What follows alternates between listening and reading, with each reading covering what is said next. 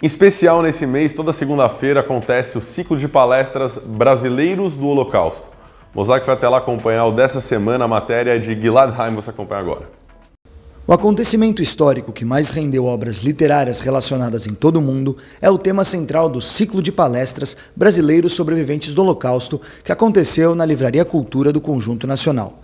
Ao longo de 4 encontros, europeus que sobreviveram ao Holocausto e escolheram o Brasil para viver em liberdade, dividiram suas histórias sobre os horrores sentidos na pele durante o regime nazista.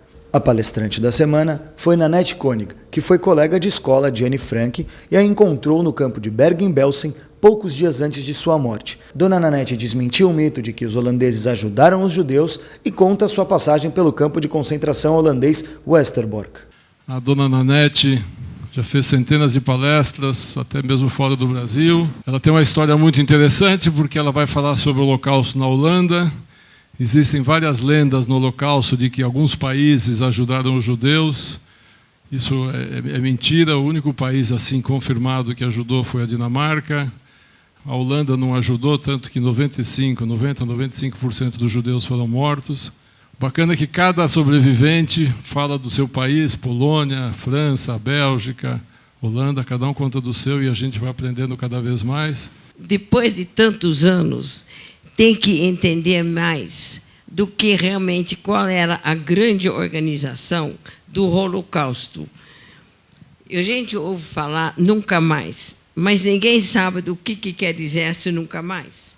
Nunca mais quer dizer um aparato que existia em Berlim, na Alemanha, que dirigia toda a perseguição dos judeus. O verdadeiro Holocausto começou bem antes do que os campos de extermínio e inclui muitos outros também fora dos judeus.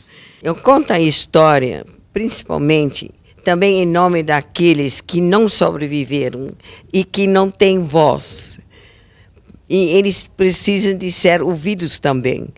Foram jovens, foram muita gente. Se por acaso eu sobrevivi, e é realmente por acaso, tem um dever, tem uma missão que tem que falar para lembrar que existia, sim. E os horrores são muito maiores do que qualquer um pode entender. E como a senhora vê essa diferença de contar, a senhora roda o mundo contando a sua história, não só a sua, como todos os outros sobreviventes também rodam o mundo contando a história deles. E como é contar essa história para diferentes públicos? Como eles reagem, como a senhora reage a isso? Você tem que, vamos dizer, tem que realmente conseguir fazer a palestra conforme seja o público. Tem que ver o que eles entendem ou conseguem entender. Senão é difícil, você acaba falando com ninguém. A ideia é que essa história, esse diário de Anne Frank, realmente foi uma grande meio de continuar lembrando disso. O pai dela queria realmente usar esse diário para os fins de ensino. Eu sigo essa linha. E muita gente já deve conhecer por ter lido, mas o seu contato com a família Frank, como se deu esse contato? Como ele foi? Veja, eu fui colega de Anne Frank, muito por acaso, foi uma coincidência. Lembrando que tinha 25 escolas, especificamente para alunos judaicos, e 2 classes paralelas no liceu. Você pode dizer que foi uma mera coincidência que eu estava na mesma classe que ela.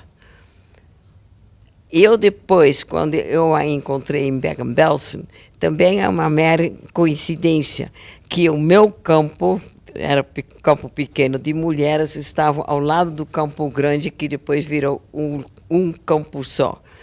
Essas coisas são coincidências, não são méritos, são coincidências que aconteceram por acaso.